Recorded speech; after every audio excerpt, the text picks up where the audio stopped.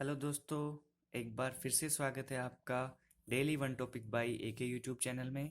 शिक्षा का अधिकार अधिनियम 2009 परीक्षा की दृष्टि से बहुत ही महत्वपूर्ण। चलो इसको देख लेते हैं, इसका उद्देश्य क्या है। इसका उद्देश्य है 6 से 14 वर्ष के सभी बालक बालिकाओं को निशुल्क व अनिवार्य शिक्षा प्रदान करना।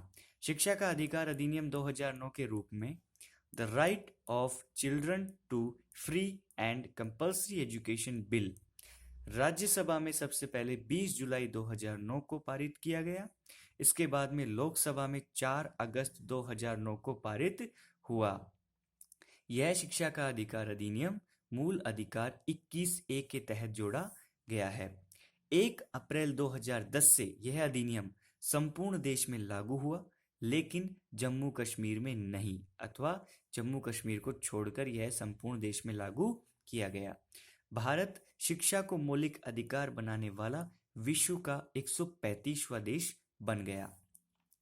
इस अधिनियम की कुछ विशेषताएं हैं, जैसे 8वीं तक फेल नहीं, मतलब किसी भी बच्चे को 8वीं कक्षा तक फेल नहीं कर सकते, यह प्रतिबंधिता रहेगी।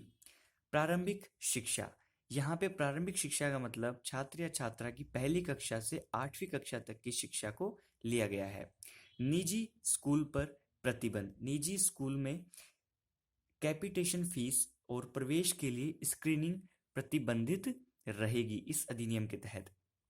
फोर्थ है दंड पर भी प्रतिबंध। स्कूल में शिक्षक द्वारा छात्र या छात्रा को किसी भी प्रकार का मानसिक या शारीरिक दंड नहीं दिया जाएगा, इस पर प्रतिबंध है। दुर्बल वर्ग बालक, इस वर्ग का अर्थ यह है कि इसमें ऐसे बालक जिनके माता पिता या उनके संरक्षक आय में निम्न वर्ग वाले हैं, ऐसे बालकों को दुर्बल वर्ग बालक में रखा जाएगा।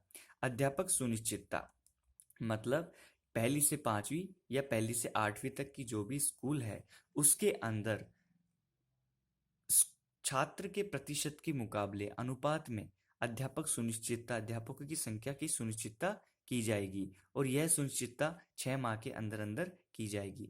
यहाँ पे संरक्षक का मतलब भी बताया गया है कि संरक्षक का मतलब वह है कि छात्र या छात्रा जिसके पास भी रहते हैं, जो भी उनका ध्यान रखते हैं, वो संरक्षक होंगे। माता पिता भी हो सकते हैं या और कोई भी। यह 6 से 14 वर्ष तक के बालक या बालिकाओं के लिए है अधिनियम।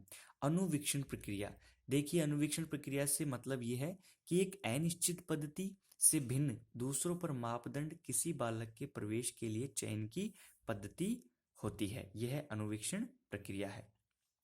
देखिए 86वें संविधान संशोधन के बाद डॉक्टर यशपाल जी ने एनसीएफ नेशनल कैरिकुलम फ्रेमवर्क 2005 की रचना की, जिसका परिणाम कम सकारात्मक होने की वजह से राइट टू एजुकेशन बिल या राइट टू एजुकेशन 2009 को प्रयोग में लाया गया।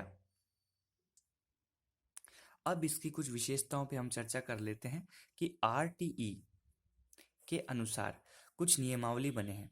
जैसे जो प्राथमिक शिक्षा को विद्यालय होंगे पहली से 5वीं तक, उसके अंदर शिक्षक और छात्रों का अनुपात 1:40 है, मतलब 40 बच्चों पे एक शिक्षक अनिवार्य। और जो उच्च प्राथमिक होंगे पहली से 8वीं तक, उसके अंदर शिक्षक और छात्रों का अनुपात 1:35 है, मतलब 35 बच्चों पर एक शिक्षक अनिवार्य। प्रारंभिक शिक्षा में प्रति सप्ताह कम से कम 45 कालांश, प्रारंभिक शिक्षा में प्रति सप्ताह 7 दिन के अंदर 45 कालांश अनिवार्य हैं। 1 से 5वीं तक की कक्षा में कुल कार्य दिवस 200 और कालांश 800 होने चाहिए। 1 से 5वीं तक की कक्षा में कुल कार्य दिवस 200 और कालांश 800 होने चाहिए। वैसे ही 6 से 8 के लिए कुल कार्य दिवस 220 और इसी प्रकार कुल कालांश 1000 होने चाहिए। 6 से 8 तक की कक्षा के लिए कुल कार्य दिवस 220 और वहीं कुल कालांश 1000 होने चाहिए।